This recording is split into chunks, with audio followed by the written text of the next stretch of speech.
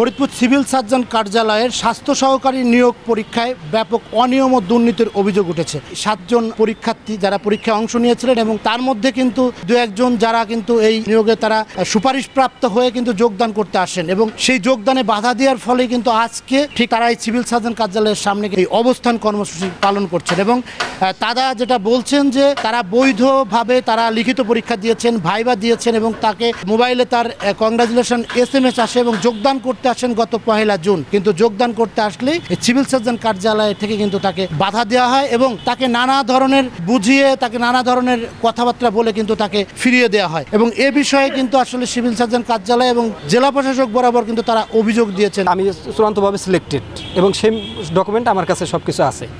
আমি সেইভাবে চূড়ান্ত সুপারিশপ্রাপ্ত হয়ে সমস্ত কাগজপত্র নিয়ে এবং কি স্বাস্থ্য পরীক্ষার রিপোর্ট সহ যোগদান করতে এসেছিলাম 1 জুন, কিন্তু আমাকে যোগদান করতে বাধা প্রদান করা হয়েছে এবং আজ পর্যন্ত আমি এ ব্যাপারে কোনো ওনাদের কাছ থেকে কোনো সদুত্তর পাইনি। আমাদের ইউনিয়নের অন্য কোনো প্রার্থীর হইতো সেটা মানা যেত, কিন্তু যেহেতু আমাদের ইউনিয়নের স্থায়ী বাসিন্দা না, সে পৌরসভার বাসিন্দা, তার কিভাবে চাকরি হইলো আমরা এর বিচার চাই। বিজ্ঞপ্তিতে উল্লেখ ছিল যে সাবেক 1 নং ওয়ার্ড থেকে প্রার্থী নির্বাচন করা হবে। সেখানে আরও উল্লেখ ছিল যে সাবেক 1 নং ওয়ার্ড থেকে যদি প্রার্থী বাছাই করতে যদি অযোগ্য কোনো প্রার্থী থেকে থাকে তাহলে অন্য ওয়ার্ড থেকে নেওয়া হবে। 23 মে যে পরীক্ষাটা হয় আমি সহ আমার ওয়ার্ডের আরও 4 জন উত্তীর্ণ হই।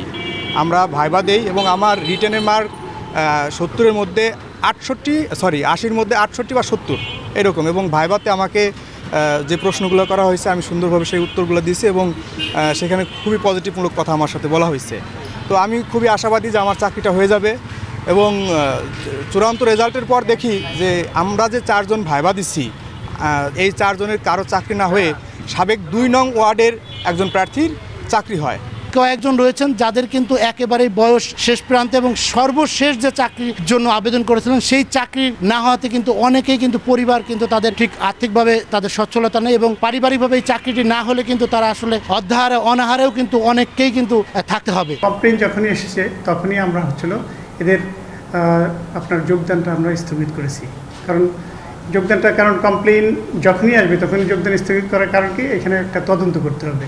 আমাদের কাছে যখন দরখাস্ত করে সেটা কিন্তু সে যখন ওই ইউনিয়নের একটা সার্টিফিকেট, সে যে ওই ইউনিয়নের বাসিন্দা বা ওই ওয়ার্ডের বাসিন্দা, এটা কিন্তু চেয়ারম্যানের কাছ থেকে একটা সার্টিফিকেট নিয়ে এসে আমাদেরকে কিন্তু দরখাস্ত জমা দিয়েছে। ওই ভিত্তিতে আমরা তো আর জানি না যে কার বাড়ি কোথায়। এখন যদি সেইখানে যদি কোনো গরমিল হয়ে থাকে সেখানেও তদন্ত হবে। 7 জন যারা এই পরীক্ষায় অংশ নিয়েছিল তাদের মধ্যে কিন্তু 1 জন নিয়োগপ্রাপ্ত হয়েও সে কিন্তু যোগদান করতে পারেনি। আর যে কয়েকজন রয়েছেন তাদের দাবি হচ্ছে যে তারা যে ইউনিয়নের বাসিন্দা সেই ইউনিয়নের কাউকেই চাকরি দেওয়া হয়নি, অন্য ইউনিয়ন থেকে এনে তাদেরকে কিন্তু এই সুপারিশ করে তাদেরকে যোগদান করানো হয়েছে। এই নিয়োগ প্রক্রিয়া বাতিল এবং যারা যোগদান করতে এসেছিল যাদের বাধা দেওয়া হয়েছে তাদেরকে পুনরায় যোগদান করতে দেওয়ার দাবি কিন্তু এই পরীক্ষায় অংশ নিয়েছেন যারা তাদের। শিকদার সজল, সময় সংবাদ, ফরিদপুর।